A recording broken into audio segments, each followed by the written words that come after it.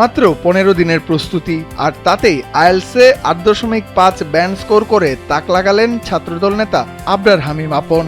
সেই সাফল্যকে ব্যক্তিগত অর্জনে সীমাবদ্ধ না রেখে এবার ঢাকা বিশ্ববিদ্যালয়ের শিক্ষার্থীদের জন্য বিনামূল্যে আইএলস প্রশিক্ষণের উদ্যোগ নিয়েছেন ঢাকা বিশ্ববিদ্যালয়ের লোক প্রশাসন বিভাগের এ শিক্ষার্থী ও ছাত্রদল নেতা। আমি আবরার হামিম আপন, আমি ঢাকা বিশ্ববিদ্যালয়ের ছাত্রদলের সহ সমাজসেবা সম্পাদক, পাবলিক অ্যাডমিনিস্ট্রেশন ডিপার্টমেন্টের 2018 সেশনের শিক্ষার্থী। আমি আইএলস 8.5 পেয়েছি। এটি 2 বছরের কাছাকাছি হয়ে গেছে আমি পরীক্ষাটি দিয়েছি। উচ্চশিক্ষার স্বপ্ন অনেকেরই, কিন্তু আইএলস প্রস্তুতি কিভাবে শুরু করবেন, কোথা থেকে শুরু করবেন, কিংবা কতটা খরচ লাগবে, এসব প্রশ্নেই পিছিয়ে পড়েন অনেক শিক্ষার্থী। সেই বাস্তবতা থেকেই ঢাকা বিশ্ববিদ্যালয়ের শিক্ষার্থীদের জন্য flagship IELTS self prep guide নামে একটি বিনামূল্যের আইএলস পরিচিতিমূলক কোর্স চালু করেছেন আপন। অনেকেই আইএলস দেখে একটি ভীতি কাজ করে, সেজন্য অনেকে বাইরে যাওয়ার ইচ্ছা থাকলেও তারা কিন্তু আর পরবর্তীতে দেখা যায় যে ব্যাক অফ করে।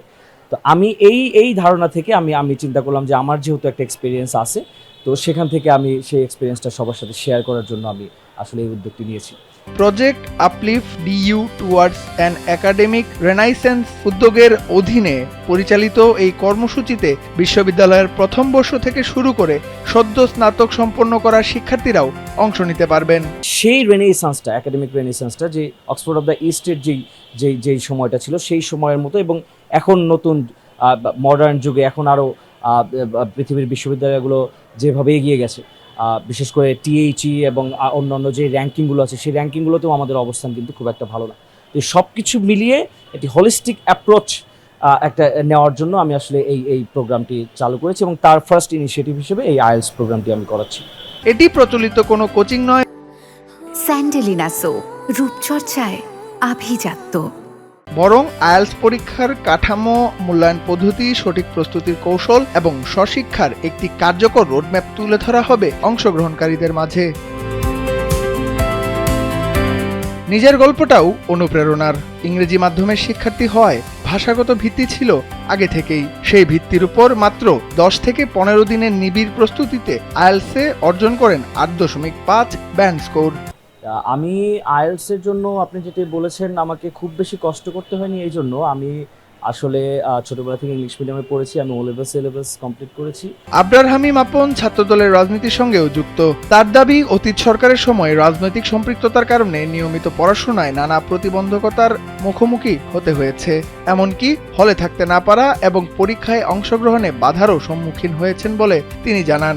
এসব চ্যালেঞ্জ পেরিয়েও পড়াশোনা ও দক্ষতা উন্নয়নের পথ থেকে সরে যাননি তিনি। প্রথমত হলে থাকতে পারিনি, এবং আমি হলে কখনো উঠিও নি। ছাত্রলীগের রাজনীতি মিছিল মিটিং প্রোগ্রাম করতে হবে জন্য আমি কখনো হলে উঠিনি। আমার বাবা সিরাজগঞ্জ জেলা বিএনপির জয়েন্ট সেক্রেটারি, উনি সিরাজগঞ্জ জেলা ছাত্রদলের সেক্রেটারি ছিলেন।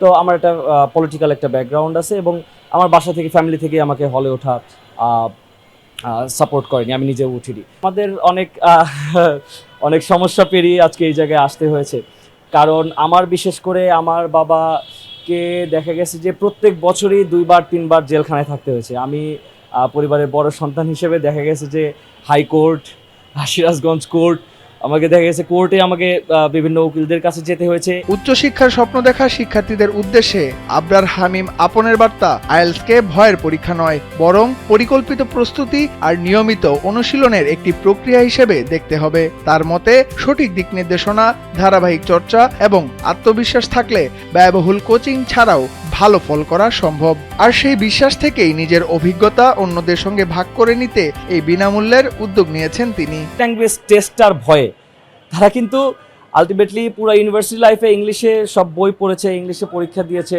তারপরেও দেখা গেছে যে তারা ইংলিশ ল্যাঙ্গুয়েজ টেস্টে নিয়ে তাদের ভিতরে একটা ভীতি কাজ করে, এবং বিভিন্ন কোচিং সেন্টারে যেই ধরনের পেমেন্ট রাখা হয় সেই ভয়ে দেখা গেছে তাদের সেই সুযোগ থাকে না যে সেই কোচিং সেন্টারগুলোকে ভর্তি হবে।